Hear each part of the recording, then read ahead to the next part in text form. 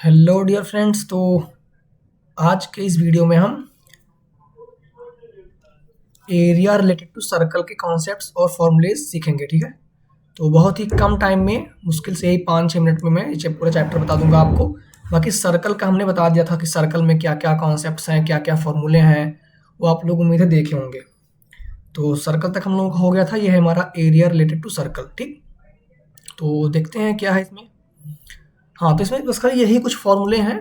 ये पूरा chapter formula based है। बाकी एप्लीकेशन कैसे क्वेश्चंस को सॉल्व करना है, इन फार्मूलों को कैसे अप्लाई करना है, इस पे बेस्ड मैंने पीवाईक्यू सीरीज करवाया। उसमें 25-30 क्वेश्चन करवाए हैं, एमसीक्यू भी करवा रहा हूँ मैं, वो भी देख सकते हैं आप लोग। तो पेरीमीटर क्या होता है? Perimeter and area of a circle. अब आप लोगों को पता होगा कि सरकमफ्रेंस ऑफ अ सर्कल क्या होता है? 2πr। बहुत ही बेसिक सर्कल का है। एरिया ऑफ सर्कल क्या होता है? पाई आर स्क्वायर होता है। पाई क्या होता है? 22/7। ये तो आपको पता ही होगा। 3.14 भी होता है, कहीं कहीं लिखा रहता है। Area of sector and segment. अब एरिया ऑफ सेक्टर का फॉर्मूला क्या है? θ/360। ठीक है, θ/360 into pi are square. Sector मतलब कि ये सेक्टर, ये रीजन, ये पूरा हो गया ये सेक्टर। ठीक है, तो एरिया ऑफ सेक्टर जब निकाला जाएगा तब पूरे एरिया का θ/360 वाला पार्ट ये हो जाएगा एरिया ऑफ सेक्टर। और length of an arc of a sector. Length of arc मतलब ये लेंथ, ये ए पी बी लेंथ। अब पूरी लेंथ कितनी होती है? 2πr होती है। तो 2πr का θ/360 पार्ट लो, 2πr का θ/360 पार्ट, ये हो गया length of arc.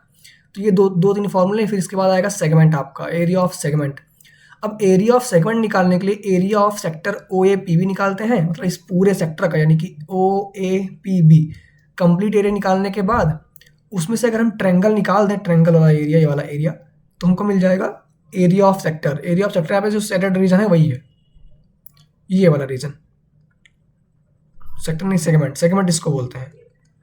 Area of segment ये हो जाएगा। ठीक, इसका एक मतलब देखो, मेजर सेक्टर भी होता है, माइनर सेक्टर। अब अगर हम माइनर सेक्टर निकाल लिए हों तो मेजर सेक्टर हम अगर हमको निकालना हो, मेजर मतलब बाकी जो बचा, ये बाकी वाला पार्ट, ये बाकी वाला पार्ट, मतलब टोटल एरिया में से माइनर का सब्ट्रैक्ट कर दो, चाहे सेगमेंट हो चाहे सेक्टर हो, दोनों का ऐसा ही करते हैं। अब इसके लिए एक नया फॉर्मूला हम बता दें आप लोगों के लिए, एरिया ऑफ सेगमेंट के लिए।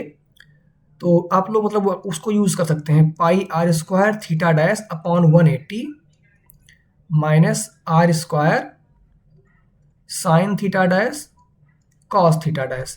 जहाँ ये थीटा डैश क्या है? जो भी हमारा ये एंगल होगा ना, इसका हाफ है, θ/2। ये फार्मूला आप लोग डायरेक्ट यूज कर सकते हैं एरिया ऑफ सेगमेंट फाइंड करने के लिए। मैंने इसका इसी से डेरिवेट किया है, इसी से डेरिवेट किया है इसको। मैंने अपने एप्लीकेशन वाली वीडियो में बताया भी है, जो क्वेश्चंस मैंने कराया है ना पीवाईक्यू वाले, उसमें मैंने प्रॉपर समझाया भी है कि कैसे किया जाता है इसको। तो ये आप कर सकते हैं। तो इस पूरे एरिया रिलेटेड टू सर्कल में बस को इतने ही है और इससे ज़्यादा कुछ नहीं है। ये कहो तो मैं आपके लिए डेरिवेट कर सकता हूँ, लेकिन उसमें मैं डेरिवेट कराया हूँ तो आप डायरेक्ट फॉर्मूला याद कर लेना। मैं प्रॉपर बड़े बड़े लेटर्स में इसको लिख दे रहा हूँ, area of minor segment pi are square theta dash upon 180 minus are square sine theta dash. आप इस फॉर्मूले को अप्लाई करके चेक कर लेना, निकाल के आंसर एकदम राइट आएगा आपका। यहाँ पे थीटा डैश होता क्या है? जो भी हमारा सेंटर का एंगल होता है उसका हाफ होता है, बस ये ध्यान रखना। ठीक है, बस एकदम एग्जैक्ट आंसर आएगा। ठीक है, तो आप लोग इसको रट सकते हैं, इसका डायरेक्ट यूज कर सकते हैं क्वेश्चंस में। अब वहाँ पे आपको क्या करना होगा एग्जाम में? अब एग्जाम में आप पहले ये निकालेंगे, फिर इसका एरिया निकालने जाएंगे ए ओ बी का। उसके लिए आपको यहाँ पे परपेंडिकुलर डालना होगा, थोड़ा बड़ा हो जाता है। तो आप डायरेक्ट ये फॉर्मूला यूज करके क्वेश्चन सॉल्व कर देंगे, तब भी आपको पूरा मार्क्स मिलेगा।